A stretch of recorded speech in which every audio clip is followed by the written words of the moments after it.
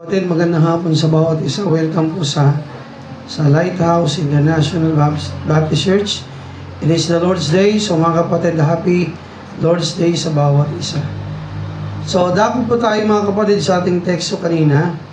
Ang sabi po rito sa 1 Timothy chapter 4 verse 12, "Let no man despise the youth, but be thou an example of the believers in word, in conversation, in charity, in spirit, in faith, in purity." Sa wikang Tagalog, huwag hamakin ng sino man ang iyong kabataan. Sisikuin pasuyo. Kundi ikaw ay maging uliran ng mga nagsisampalataya sa pananalita, sa pamumuhay, sa pag-ibig, sa pananampalataya, sa kalinisan. So ito po'y paalala sa ating lahat, lalo na sa mga kabataan. O makinig, bilang kabataan, hindi lang kayo bata. Nakuha? Tandaan niyo ito, tayo po ay mga Kristiyano, kayo po ay mga Kristiyano. Binabanggit dito ng Biblia, ng salita ng Diyos, 5 bagay kung saan tayo dapat maging magandang halimbawa sa ibang tao. Kapwa man nating kabataan o kahit pa sa ibang tao. Ano-ano yung mga bagay na kung saan tayo dapat maging magandang halimbawa sa iba? Sabi diyan, huwag mong hayaan na hamakin ng sino man. Ay, sinasabayan ako. Sa inyo bang maghiwalay? Makinig. Huwag ako sasabayin si pastor. Sabi dito, huwag mong hayaan na hamakin ng ibang tao, kahit ng mga mananampalataya, ang iyong buhay bilang kabataan. Abay, ilayin mo ni CJ sa kanila. CJ, kayo may edad. Kunin mo na. Kayong kuya, hindi na kailangan kayo utusan. You must have your initiative to do what is right. Ito, bagay yung ating topic. Huwag niyong hayaan, sabi dyan, na ano yun? Huwag niyong hayaan na kayo ay hamakin ng sino man, lalo pa ng kapwa nating mga mananampalataya. O makinig ha, hindi ako nagpapaalala nito. Ang nagsasabi rito, walang iba kundi ang ating Panginoon. Huwag mong hayaan yung pagiging kabataan mo ay hamakin ng ibang tao, kahit pa ng mga Kristiyano. Subalit, sabi diyan, ikaw ay maging magandang halimbawa ng mga mananampalataya. Saan una? Saan una? Saan tayo dapat maging halimbawa kayo bilang kabataan? Sa pananalita. Nawa bilang kabataan, makinig, huwag nawa marinig sa inyong kahalayan.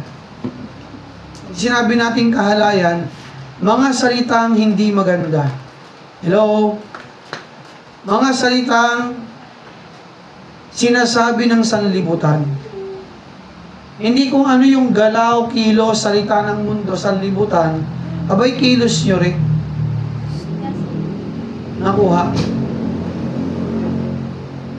Sabi diyan, magi kayong halimbawa sa salita. Ano bang salita ang tinutukoy diyan, pastor? Walang iba kundi ang salita ng Panginoon. Dapat kayo mismo bilang kabataan, listen. Abay, makita sa atin ang gospel. Amen sa inyo? O kung kayo tatanungin ko, natapos ang 1 taon last year, ilang kaklase mo ang nadala mo kay Kristo? Ilang kaklase mo ang nabahaginan mo ng salita ng Diyos? Naalala niyo pa ba? Ilang kaklase mong nabigyan mo ng tracts until now, ang dami pa nating tracts yan. Ang sabi dito, maging kang magandang halimbawa sa mga mananampalataya sa salita. Naniniwala ako dito ang salitang to, dalawa. Una, salita ng Diyos. Maging halimbawa ka rito. Pangalawa, the way we talk as young people, as youth. Maging kang magandang halimbawa sa kanila. Yung mga unsaved, nagmumura. So, ibig sabihin, nagmumura ka rin. Nakuha? Yung mga unsaved, nagsasabi ng mga bad words. Ikaw, magsasabi ka rin ng bad words. Nakuha? Yung mga unsaved, hindi marunong gumalang sa guro, sa magulang, sa ibang tao, ikaw gagayahin mo rin. Wala ka rin paggalang sa mga matatanda. Abay, sabi ng Biblia, number 1 bilang kabataan, maging kang magandang halimbawa sa pananalita, sa pagbabahagi ng salita ng Diyos, at sa iyong pananalita sa araw-araw. Nawa yung salita na maririnig sa atin, kapupulutan ng pagpapala, hindi kabastusan. Hello? Hindi kabastusan. Nakuha niyo?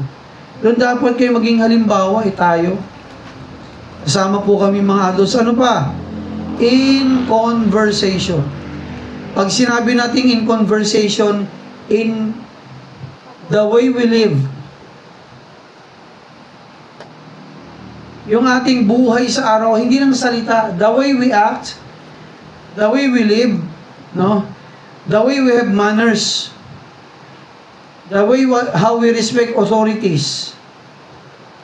Abay, yung iba sa atin, sinasaway na ng magulang, hindi pa rin nakikinig eh. Sa palagay mo ba, pag sinasaway ka ng mas nakakatanda sa'yo, magandang halimbawa ka sa iba? Tandaan, mga young people, lalo na mga kuya-kuya, may mga ating mas matatanda, may mga batang nakatingin sa inyo. Sa ating medyo may edad na, maraming kabataan ang nakatingin sa atin. Minsan, hindi mo na kailangan magsalita eh. Yung gawin mo na lang eh, gagayahin na ng kabataan. Hindi ko nagustuhan yung nakita ko yung pinakita sa akin kagabi ni Mrs. Yung gagayahin, ayoko na lang, pag pinento ko sa inyo, gayahin nyo pa eh. So, yung makita. Ito, huwag yung gagayahin, ito mali ito ha. Pakita ko lang sa inyo. Ayan. Ito'y pinapakita ko para hindi nyo gayahin. Sinend mo ba yun din sa akin kagabi lang? Parang wala. Saan mo sinend yun? Mag-pass? Wala.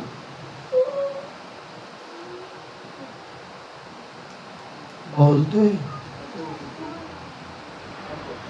Ayun, ito. Panoorin nyo pero huwag nyo gagayahin to ha. Hindi maganda.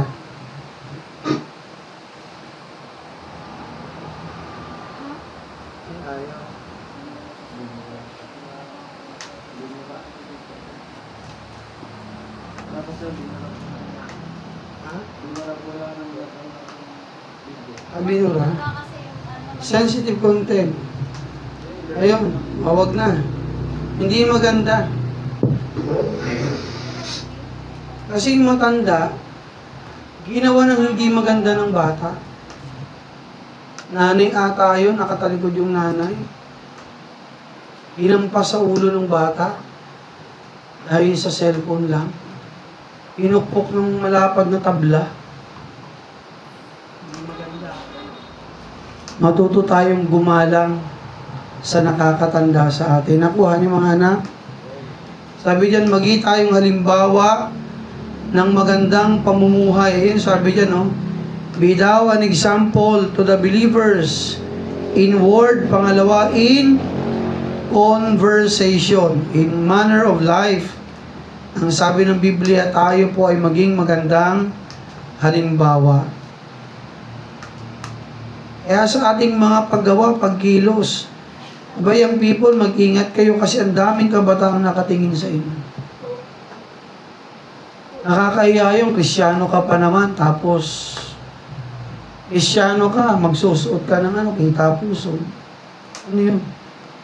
Gusto mo pagbabae? Gusto mo pa-rape? Magsusuot ka na, pakingsing short sa camp. Hello sa camp, may natutunan ba kayo sa camp, sa mga sumama sa camp?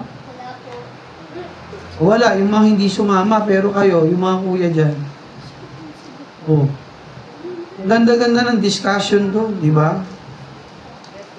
Nilibre pa kayo, ginasusan pa kayo ng pastor, ni Sister Alin, para lang makasama kayo. Kasi ganun namin kaiman para matuto kayo. Tapos, kung bumalik, parang walang natutunan. O in conversation, hindi lang sa pananalita, sa buhay. Ang makinig. Yung ibang kabataan, bulakbol. So, magbubulakbol ka rin. Hello? Yung ibang kabataan, lumalaban sa magulang, gagayahin mo rin. O yung ibang kabataan, tumatalon sa taas ng tuktok ng, pabagsak sa baba, gagayahin mo rin. Yung ibang kabataan, nagbibigti, gagayahin mo rin. Ibang kabataan, naninigarilyo, gagayahin mo rin, Kristyano ka. Ay, huwag tayong tumulad sa kanila. Anong sabi ng Bible? Be thou a good example to the believers. Kahit pa sa ibang tao, huwag natin silang gagayahin. Yung nagyaya sa iyo magsigarilyo, titikman mo rin. O inom tayo, tikim-tikim lang. Kahit wala ang magulang nyo, wala ang pastor, o sino mang Kristyano makinig, hindi dapat natin sila gayahin. Ikaw dapat ang gayahin nila dahil tumitindig ka sa tama. Nag-gets yun po mga anak, mga people, mga magulang. Magiging halimbawa, hindi porkit yung people kagagaya ka sa kanila. Mag-iba tayo, mag-iba kayo. Nakuha po? Ayusin natin ang ating mabuhay. Pangalawa, in charity. Pag sinabing charity, ibang salita niyan sa pag-ibig. Hindi yung pag-ibig, girlfriend, boyfriend, hindi yan. Pag sinabi natin charity, pagmamahal sa iyong kapwa, paggawa ng kabutihan sa iba. Yun yung charity. Inaway ka, gagantihan mo rin. Ang masama, ibalik mo mabuti. Nakuha po? Huwag mo rin silang awayin. Ang Panginoon ang bahala sa kanila, may oras sa kanila. May oras yan, sila sa Panginoon. Mapapaya yan sa Panginoon. Tsaka yung mga batang ganon, nagkakaroon ba ng magandang bukas? Hindi. Yung mga mayayabang nang bubuli? Hindi. Magiging silang siga at problema ng barangay at ng lipunan. Pag sisiga-siga ka, magiging kang kriminal someday. At ikukulong ka someday. Imasiyamas mong rehas hanggang tumanda ka. So magkaroon tayo ng pag-ibig sa iba, pagmamahal sa iyong kapwa, paggawa ng kabutihan sa iba. Nakuha po? Paggawa ng kabutihan sa iba. Papasok kayo sa school. Anong magandang magawa nyo sa teacher nyo? Galang, tama? Pakinggan, huwag pasaway. Mga kaklase mo, pasaway ikaw. Iingay ka rin. Tahimik, makinig kay teacher. Pangalawang magulang nyo sa school. Respeto sila. Nakuha po? Huwag makikipag-away. Pag may problema, sabi ni pastor, sabihin sa teacher, sabihin sa aming mga magulang nyo. May makukulit dyan ng bubuli, huwag kayong mahiya, sabihin nyo sa amin. Kakausapin natin ng mabuti, para yung ibang bata, hindi rin bulihin. Nakuha po? So, magiging magandang halimbawa ng pagmamahal sa kapwa. Paggawa ng kabutihan sa kanila. Halimbawa, o kaklase mo, walang baon. Iba kasi may mga kaklase tayong hirap na hirap. Aminin natin, hindi, may mga ganong bata. May baon, baka nga iba dyan, hindi pa nakapag-alusan. Manong sharean mo ng konting pagkain mo, di ba? Mag-share. Actually, ng ugali ng mga Pilipino eh. Nung kami bata-bata pa, mga kapitbahay nagsishare-share ng ulam. Ito ulam namin oh. Yung kapitbahay niyo magsishare din. Nakakatuwa. Huh? So ngayon, medyo nakakabay. No? Baka mami, bigay sa'yo, may lasa. Hindi, kung kakilala mo naman yan, di ba? Matatapon. O share what you have. O halimbawa, practical. O kaklase mo, walang ballpen. 3 ballpen mo. Paano ba namang pahiramin mo? O pag nakabili na siya, isoli sa'yo. Huwag mo namang isi-share yung sagot mo sa exam. Hello? Eh sabi ni Pastor, paggawa ng kabutihan, pag-ibig sa kapwa, mag-share. Share ko nga itong mga sagot ko sa kanya, pakopyahin ko siya. Ay sala naman yun. Ha? Huwag. Mag-share mo siya ng bagay na kaya mo, pero huwag naman yung kopyahan. Kasi parehas kayong mag-guidance. O, sa paanong para natin may papakita ang ating pag-ibig sa iba, higit sa lahat, pag-share ng gospel sa kanila. Young people, elementary, high school, college, mag-share tayo sa ating mga kaklase. Kahit teacher pa natin, share natin ang gospel. Baka mangha-manghain, binanggit ni Pastor Amir, isang batang elementary, nabigyan niya ng truck, sino? Abogado. Ano sabi ng bata? Alam ko po sir, matalino kayo. Alam ko po, busy po kayo. Pero dalangin ko, sabi ng batang Kristyano yun, Baptist yun basahin niyo naman po ito. Nakakatuwa, walang ginagawa yung attorney, nasa office niya. Nagbumuni-muni. Problemado, daming kasong hawak. Naalala niya yung bata nagbigay ng babasahin sa kanya tracts. May address doon, nakalagay Baptist Church. Binasa niya yung tracts. Na-convict siya. Kinausap siya ng banal na espiritu. Nakita niya ang sarili niya. Makasalanan din siya. Kailangan niya si Jesus. Sa madalang salita, itong attorney ito, makinig, nag-pray, tinanggap si Jesus sa buhay niya. Ano nangyari, Pastor? Hinanap yung address ng simbahan. Saan kaya yung batang ito? Natuntun niya. At sa biyaya ng Panginoon, mga kapatid, listen, harap dito mga anak. Kuya, itago muna yung be. Itago muna. Ilagay mo na yung sa bag mo. Ayan, simula noon, itong matandang attorney ito, dumadalo na sa isang Baptist church at naging miyembro nila. O makinig at dito na harap na rito, gumawa ng kabutihan sa iba. Pastor, paano yung umaaway sa akin? Gagawan ko rin ba sila ng kabutihan? Gawan pa rin natin ng kabutihan. Magi tayong friendly sa kanila. Huwag naman yung abusado. Pag abusado na yan, sumbong mo na sa teacher, sa magulang mo. Pag inaabuso ka na, pag lagi ka namang aawayin, ibang usapan na yun. Nakuha, pero gawa natin ng kabutihan sila. Itama yung kanilang, tulungan sila na maitama ang kanilang maling ginagawa. Nakuha po. So magiging halimbawa sa salita, sa buhay, sa pamumuhay. Pangalawa, sa pag-ibig sa kapwa. Pangapat, sa spirito. Sa kabanalan bilang Kristyano. Magi tayong halimbawa. Nakuha po? Sa kabanalan. Natutuwa ako kanina disciples. Sabi ko, may bago kayong kaibigan Ano sabi ni disciples? Pastor, kinidnap namin to Hindi niya alam sa simbahan ng Mukunte. Alam mo ba, disciples, si Kuya Christian ganun din. Kinidnap niya to. Si Kuya, Kuya CJ. Ano sabi mo dyan? Ipupunta lang sila sa baba.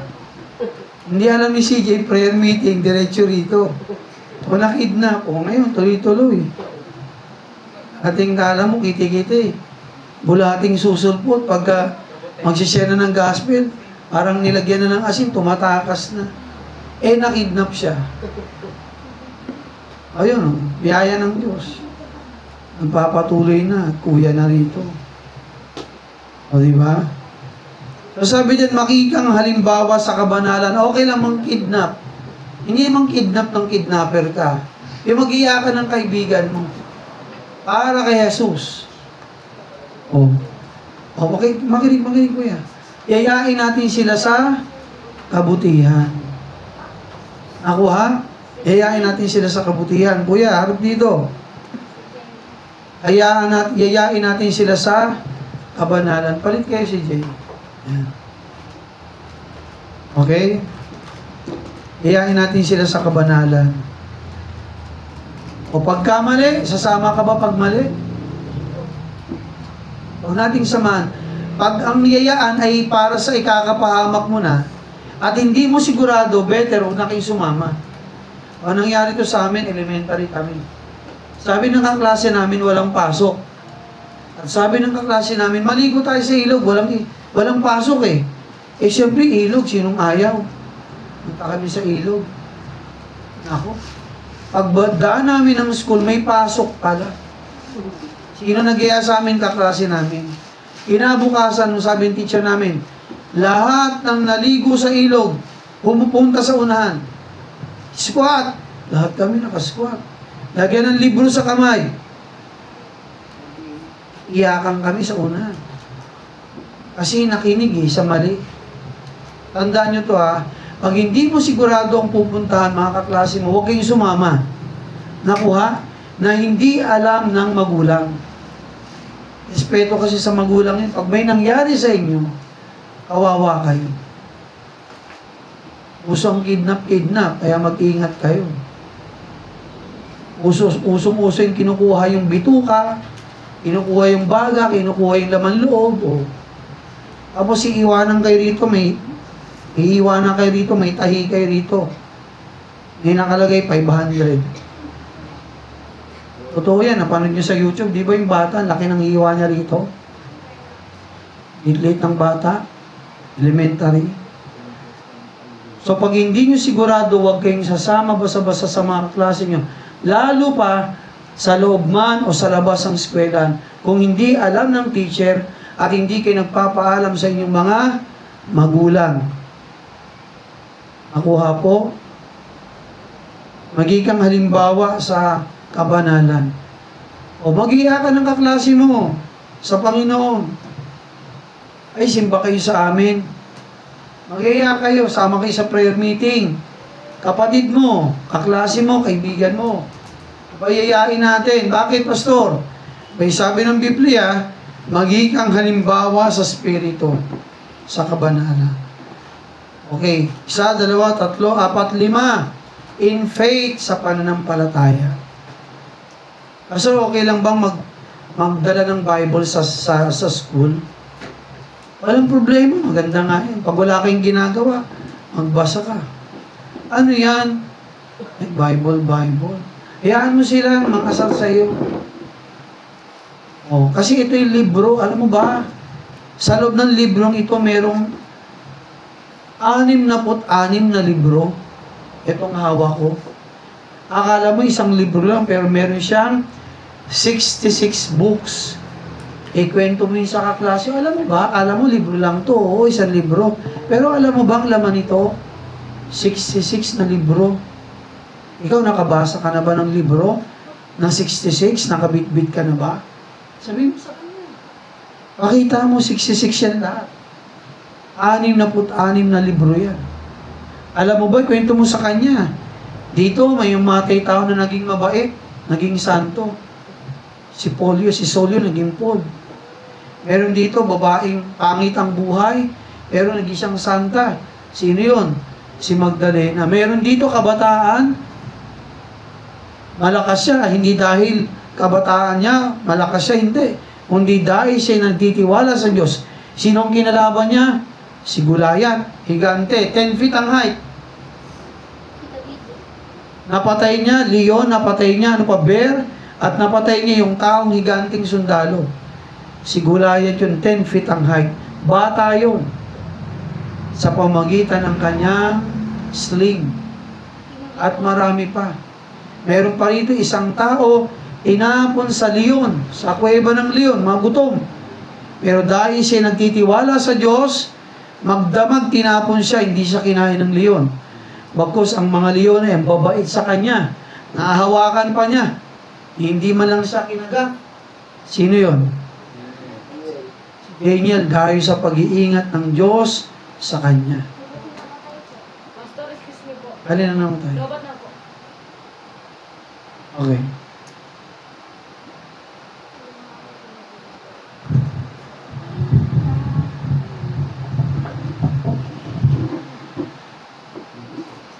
Okay, tuloy natin. So in faith, ikwento mo sa sarili mo, sa mga kabataan mo, kaklase mo. Alam ba, kung ikaw magtitiwala sa Diyos, gaganda ang buhay mo, ayos ang buhay mo. Mababago ka, alam mo ba yan? Kung meron kang pagtitiwala sa Diyos, makinig, gaganda ang iyong bukas. Matutupad ang iyong pangarap pag yung galawin. Makalimut kayo. O yun ang pananampalataya, maging halimbawa ka rin. Eh nakakaya, minsan, ikaw pa gumagaya sa mga klase mo eh. O makinig, isa pa, ako'y naniniwala, kung ikaw ay Kristiyano, dapat makinig. Nangunguna ka sa klase sa paggawa ng kagandahang asal. Tama? Hindi lang yan. Sa karakter, nangunguna ka, dapat karakter. Abay, nung nakaraan ang tataas, Math, 90 plus. Filipino, 90 plus. English, 90 plus. Sa karakter, 80. Niisip ko, wala ba kayong karakter? Yung people ang tataas ng grade. Pagdating sa karakter, ang baba. Sabi ko sa kanya, dapat sa karakter, kung mayroong magandang karakter dyan, number 1 ka eh. Bakit Kristiyano ka eh? Ang tataas ng grade mo sa ibang subject, karakter eh. Munti ka nang bumagsak. Ano ibig sabihin? Hindi magandang halimbawa. Kaya kung meron ka dapat i-perfect dyan, yung karakter eh. Talino ka nga, wala ka namang, hindi ka naman good example. Hanggang ano lang, subjects lang. Pero, matigas ulo. Hindi nakikinig sa teacher yan. Diba? Hindi nagpapasa ng ganito o ganyan. Ano pa? Laging galit sa kanyang mga kaklase. O, di ba? Nakakahiya yung testimony natin pagka ganun tayo. Nakakahiya tayo bilang kabataan. Ano pa higit sa lahat? Makinig, impurity sa kalinisan. Makinig mga kabataan, iwasan nyo muna nung kasintahan. Hoy, Danica, iwasan mo na yun. Wala mo ng boyfriend, Danica. Eh, mga lalaki, wala mo ng girlfriend. Eh, basta, hindi naman babae, lalaki yun. Basta, hindi naman lalaki yun, babae yan eh. Meron ka bang it-it? Magkaibang lalaki at babae. Sasabihin mo, babae ka. Meron kang lawit, sasabihin mo, babae ka. Ibang lalaki sa babae. Nakuha. Nakuha po. Hindi ka tatawanan, pero totoo yun. Ginawa ka ng Diyos na babae, magpasalamat ka, babae ka. Abay, kung wala kayo, hindi dadami ang tao sa mundo. At magpasalamat din kami, lalaki kami. O di ba? Pero makinig, huwag munang papasok sa pakikipag-kasintahan. Ibigay mo yung sarili mo sa taong someday mapapangasawa mo at magiging partner mo sa buhay. Huwag mong sino-sino. Nag-aaral pa, irespeto mo siya kung nag-aaral siya. Invite mo rito sa church. Kung hindi mo yun madadala sa panginiiwan mo, kawawa ka sa dulo. Pag hinabol-habol mo yan. Anak ka ng Diyos, tapos anak ng Diablo, papatulan mo. Gulo yan. Sabi ko sa inyo, kabataan, gulo yan. Hanggat hindi yan nakakakilala sa Panginoon, tapos anak ka ng Diyos, sabihin ko sa iyo, gulo yan, pumapasok ka sa magulong pakikipagrelasyon at hindi ka nagiging magandang halimbawa sa iba, babae man o lalaki man. Sabi niya, maging halimbawa sa purity, kalinisan. Nakuha? Kayo mga babae, papasok, di papasukan. Huwag niyong hayaan ng ganun-ganun kayo sa mga klase niyo, akbay mga babae ha. Magsumbong kayo sa amin. Yung iba dyan, makaramihan dyan, hindi Kristiyano, huwag niyong hayaan na bastusin kayo. Pag may gumaganon sa inyo, sabihin niyo, huwag kang bastos. Igalang mo mga babae, igalang mo kami. Sabihin yung ganun sa mga kaklase niyo, may mga ganun kasi. Nang babastos yung mga lalaki. Meron din naman minsan babae nang babastos sa lalaki. O may mga babaeng hindi mananampatay, malandi. Estudyante pa lang, malandi na. Nangungulekto na ng kasintahan.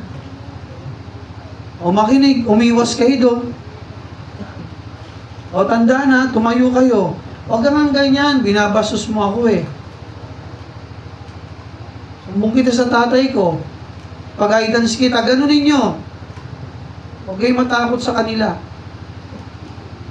Kahit kayo, wala nanay nyo, nandito ako, sabihan nyo ako, pupuntahan ko sa school. O hindi makarating ang magulang. Yung magulang, suportahan naman natin sila. E pagkakamali ako, hindi ko inintindi. Pero pag nagsabi ng ating anak, intindihin natin. Kasi baka worse ang sumunod. Pasensya na, hindi kagad ako naging sensitibo. Pero ako'y natuto. Ayoko nang maulit yung kahit sa mga kabataan dito sa church. Young people, tumindig kayo ha. May mga nambubuli, nambabaso sa inyo, mga babae, makinig. Listen mga babae. Magsabi kay God sa magulang nyo, sa akin. Walang magulang nyo, pupunta natin sa school. Huwag galit sa mga bully. Hindi ako natutuwa sa kanila. Kasi dahil sa mga bully, maraming matitinong estudyante ang nasisira ang buhay. Napapahamak dahil sa kanila. Napipilitan mapahamak. Kasi binubuli nila.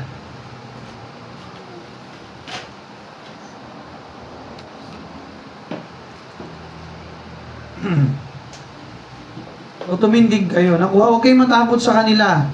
Parehas yun sila tao rin. Nakuha?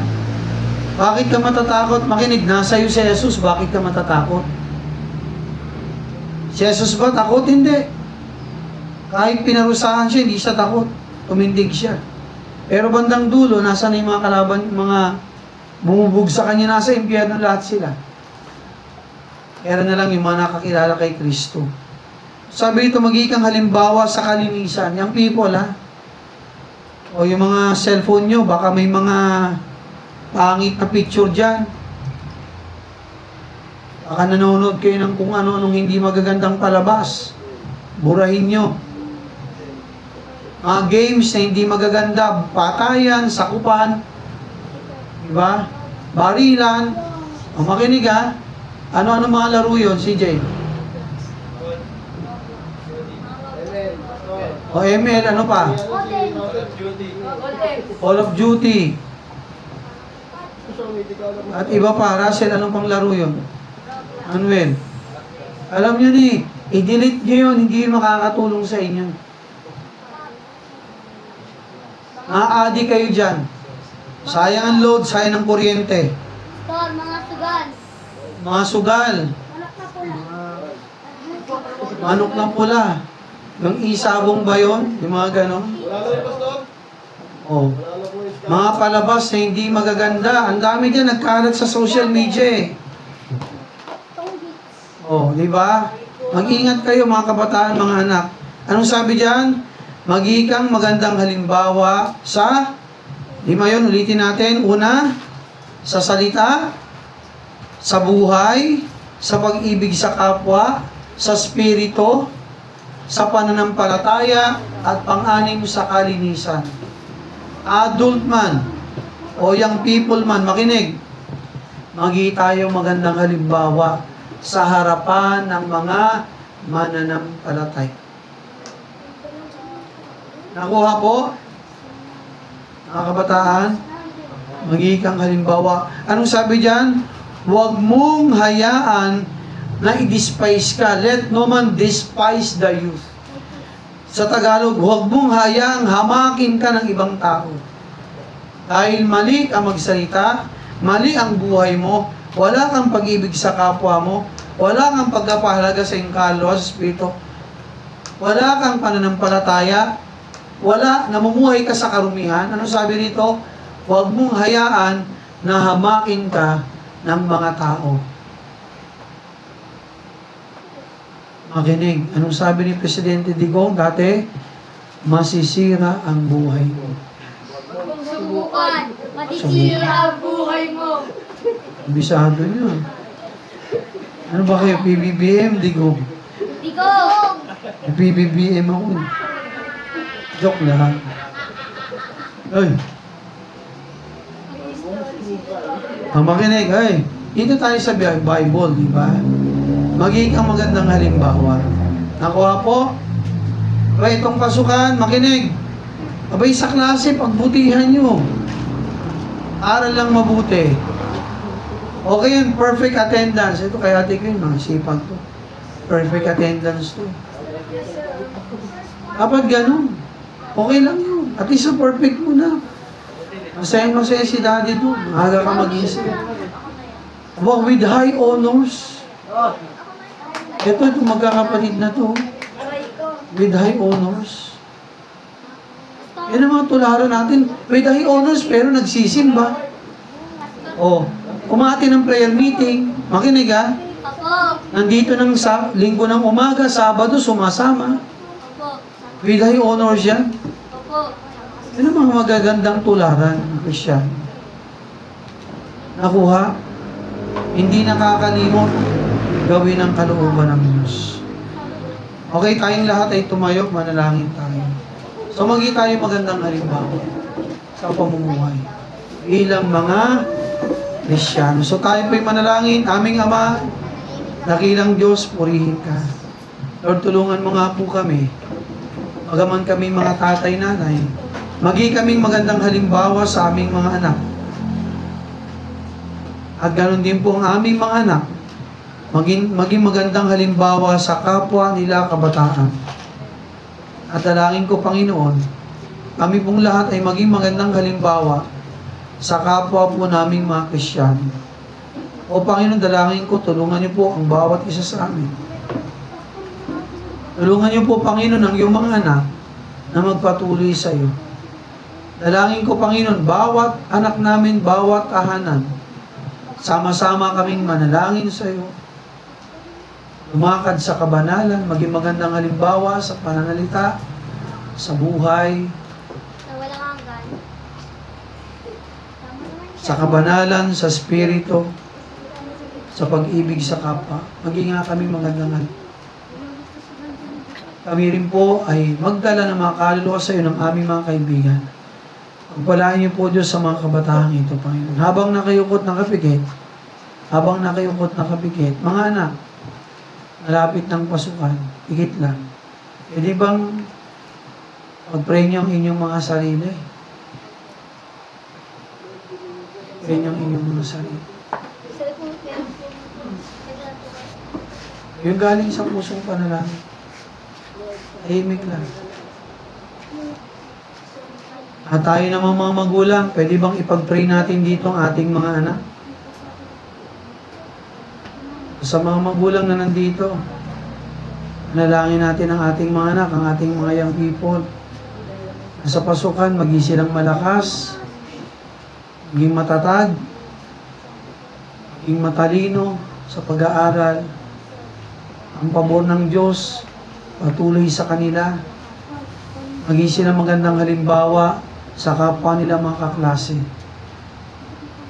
At manguna sila sa klase, sa gawang mga kabutihan. Kaya habang nakayukot ng kapit ang bawat isang mga magulang, di ba natin iunat ang ating kanang kamay? Mga magulang ba kayo? Mga nanay, tatay lang. Hindi magulang po, bata pa tayo. Ayang people, lapit nga rito lahat ang nag-aaral, punta rito lahat. Lahat ang nag-aaral, dito sa unahan. Dito. Lahat ng mga anak dyan, nandun sa baba. Dito lang, ate, lapit dito. Aray ko. Lahat ng mga nag-aaral. Pero lang hindi na nag-aaral, ha? Ako. Okay, pag-pray natin itong mga anak natin. Kuya, kasama ka. Hindi ka naman titigil sa pag-aaral, Tim. O, pag-pray natin itong mga anak natin. Sila papasok na school. Kailan pasok nila? June? June 16 po. Kumbaga, sasabak na naman sila sa hamon ng buhay sa eskwela. Nawa, manalangin natin, ingatan sila ng Panginoon, maging aktibo, maging matalino, ilayo sa mga bully, estudyante, lagi silang gabayan ng Panginoon. Diba? Asa na sila? May kulang pa. Isa mo dyan, dandan. O sige, manalangin tayo. Kaya Carlos, dito ka. Kaya dito ka. Tabi kayo ni Carlos. Ambal mo.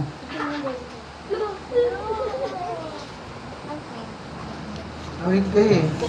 Monte eh. Ayas pa kayo ng buhok. Pag-pray natin sila. Unat natin yung mga kamay natin, kanang kamay. Tahimik kayo mga anak, tahimik. Dito. Puna ko dito. O pag-pray natin sila. Tayo. Ay manalangin. O Diyos naming banal at dakila. Lord, salamat po sa iyong mga salita sa hapong ito. Napaalala hindi lamang po sa aming mga anak, kundi sa amin din mga adults. Nang bawat isa ay maging magandang halimbawa sa pananalita, sa buhay, sa pananampalataya, sa pag-ibig sa kapwa, sa kabanalan sa Espiritu. Lord, pinapagkatiwala po namin sa inyong aming mga anak sa darating na pasukan. Ngayon pa lang, O Diyos, ihanda mong kanilang katawan. Maging silang malusog at malakas. Bigyan mo sila, O Diyos, ng talino sa kanilang klase. Pagmamahal sa kapwa. Maging magandang halimbawa sila sa buhay, pananalita, pag-ibig sa kapwa, sa kabanalan, pananampalataya at sa Espiritu. Ingatan niyo po sila, Panginoon. Ilayo mo sila sa mga estudyanteng, mga bully. Ilayo mo sila pang sa estudyanteng hindi magagandang halimbawa. Bigyan mo sila ng tapang tumindig sa kabanalan, katotohanan. At dalangin ko, Diyos, ang pabor, ibigay niyo po sa aming mga anak. Dalangin ko nga rin po, magsilbi silang liwanag sa kanilang eskwelahan, liwanag sa kanilang mga guro, at sa kanilang mga kaklase ng mga Kristiyanong itumanak namin ay kakaiba kaysa sa ibang mga bata. O Diyos, ang pabor ibigay mo sa aming mga anak. Sila'y pagpalain sa lahat ng aming pangangailangan sa buong isang taon sa school. Ilayo mo sila sa namumuri ng kapahamakan. Provide niyo ang kanilang pangangailangan. Magtapos sila, may karangalan, Panginoon. Pagpalain niyo po sila, ang bawat isa. Maging kami mga magulang ng Diyos. Bigyan niyo rin po kami ng wisdom sa pagpapalaki sa kanila. Uhihin kang muli sa ngalan ni Jesus. Amen. Amen. Okay, God bless, mga anak. Balik na kayo doon. Sa upuan. Uy, dandan! Hoy! Feel at home yan si Dandan. Opo ng lahat. Ayaw yung mag-ready. Si Jay. Aray ko, tabi. Aray ko. Kandat daw ng J7 ka nagpunta ng Susi. Yung susi ng nakakanina yung susi ng office. Kulay red.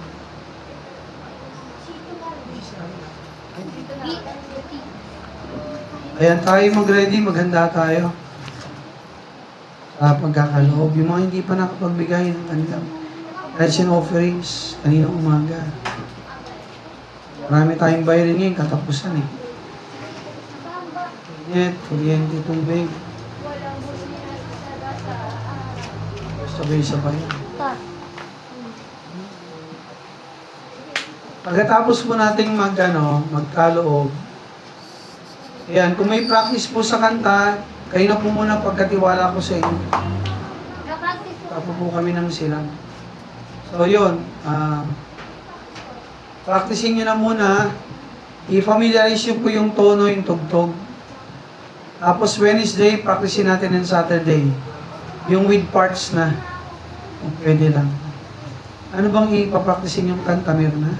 CJ, bigyan mo sila.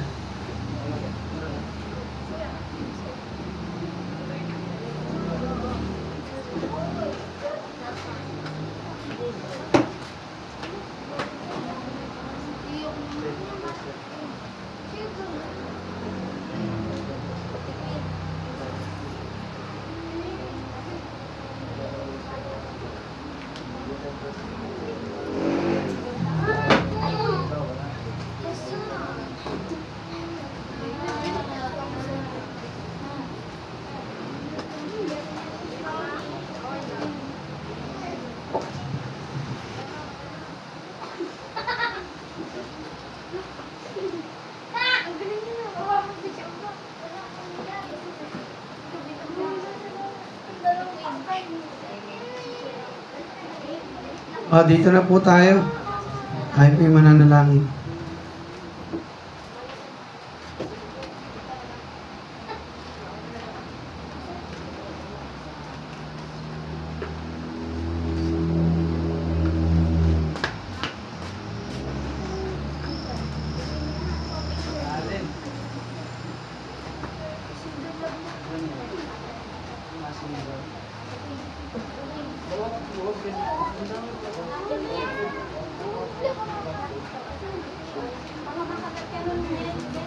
Ay.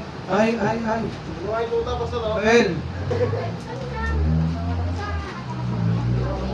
CJ, okay na CJ.